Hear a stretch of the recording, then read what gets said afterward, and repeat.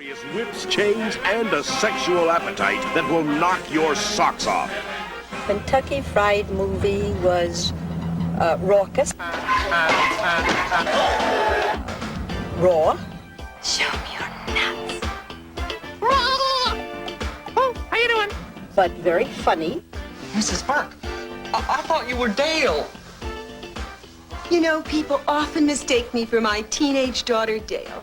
We got the idea. It was sort of like one of those Andy Hardy movies. Well, Bob, you're a producer, and we're writers, and John Landis, he's a director. Let's do a show. And that's kind of what happened as we put the movie together based on the Kentucky Fried Theater. There was a skit they did in their show that was a parody of a commercial for air freshener. I remember the day the girls came over for bridge club. I was so embarrassed because of lingering odors. The first woman comes in and says, Fish for dinner last night? and the second woman comes in and says, Phew, aren't we still smoking the cigars? the third woman comes in and says, Christ, did a cow shit in here? and I said, this is so stupid. I don't want it in a movie. We had big fights about it, and I shot this thing, and I'm shooting it thinking, oh, God, this is huge laughs, huge laughs in the theater. Another one was a parody of an industrial film called Zinc Oxide and You. But how do I use zinc oxide? If it weren't for zinc oxide, you wouldn't have that bar of soap, your toaster, that brassiere you're wearing, the heat control on your stove, the safety catch on your son's rifle, the emergency brake on your car, your artificial limbs. Yes, zinc oxide at work in our daily lives. Then after that came Airplane, and I was the crazy lady to decide to put makeup on during great turbulence. And of course I got the lipstick all over me and the rouge and the mascara and the eyebrow pencil. And I always felt that that was how my boys got at me for all the things that I had them do as kids. We started watching this movie 0 Hour, from which we largely borrowed the plot and characters for Airplane. Look, here's my pilot. Now you know. Mr. Stryker is the only person aboard who can fly this plane. The pilot on the war, and we can all help him by not getting in a panic. It seemed to us the funniest if we could get actors just like the actors in that movie to play it straight. All right, I'm going to level with you all. Most important thing now is that you remain calm. There's no reason to panic. Now, it is true that one of the crew members is ill. Slightly ill. But the other two pilots are just fine. They're at the controls flying the plane. It's when you look at somebody like, Lloyd Bridges or Robert Stack, not like fun masters, It was a great idea of theirs, having so-called heroic characters, that done these different series where they could do no wrong. Picked the wrong week, quit sniffing glue. Now all of a sudden, Bob Stack and Leslie Nielsen and I were doing things that were completely wrong. I don't know which one of them came up with the idea, why don't we get Kareem Jabbar? Well, it seemed crazy, but yet, everything was crazy, so why not? I think you're the greatest, but my dad says you don't work hard enough on defense. One of the times I was supposed to grab the kid. Listen, kid, he's just a little kid, and I pulled him and he went flying. He was halfway into my lap. I'm out there busting my buns every night. Tell your old man to drag Walton and Lanier up and down the court for 48 minutes. As a result of this film, every time I get on a plane, one of the pilots or the navigator will come out and ask me if I want to fly the plane.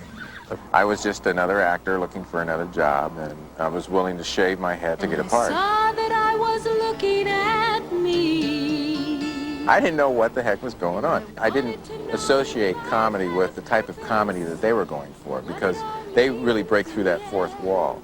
I don't know if the studio got it. I think the studio at the time thought it was, hey, this is Animal House on an airplane. What they managed to do, they managed to insult everybody. Donation for Reverend Moon? Everybody.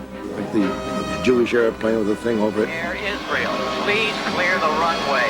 And the blacks talking jive. Sorry, I don't understand. Cuddy say can't hang. Oh, stewardess, I speak jive. Oh, good. Just hang loose, blood. She's gonna catch up on the rebound on the med side. What it is, Big Mama? My mama didn't raise no dummies. I duck a rap. Cut me some slack, Jeff. I can't think of any other picture ever made that could have offended as many people and didn't. And everybody loved it. Hey, Larry, where's the forklift? Forklift! It's over there by the baggage loader.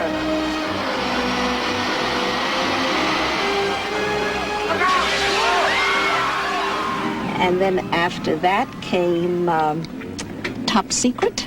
I'm going to say that Top Secret was my favorite of all their movies.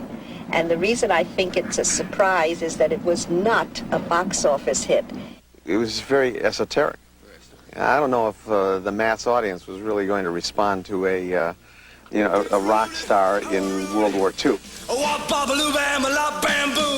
I love a lot of affection for the many of the scenes because they were really, they were very clever. There were a lot of things that were really truly bizarre in that movie. We filmed an entire bar fight underwater.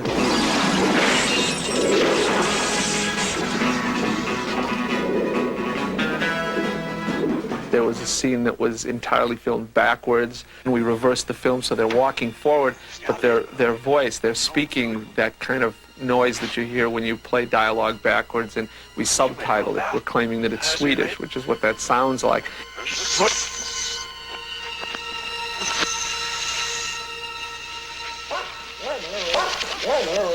Then after that came Ruthless People.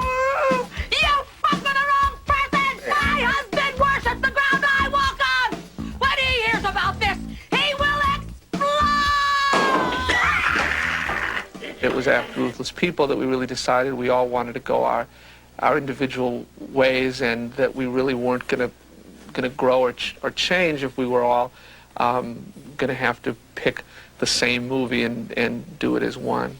So Jim went on to direct Big Business. I directed Ghost. Go to me. Go to me. Damn, baby, what you do to your hair? And David went on to do The Naked Gun.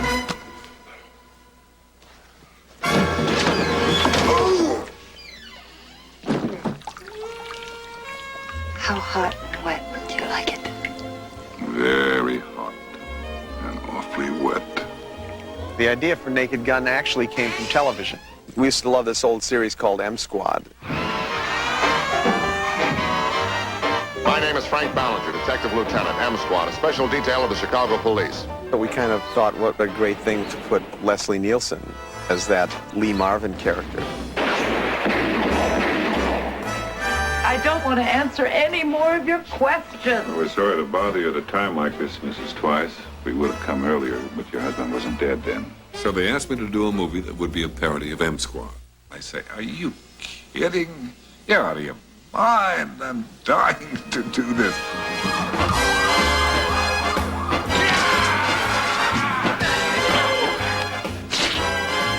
Hey, who are you? I'm Lieutenant Frank Drebin, Police Squad.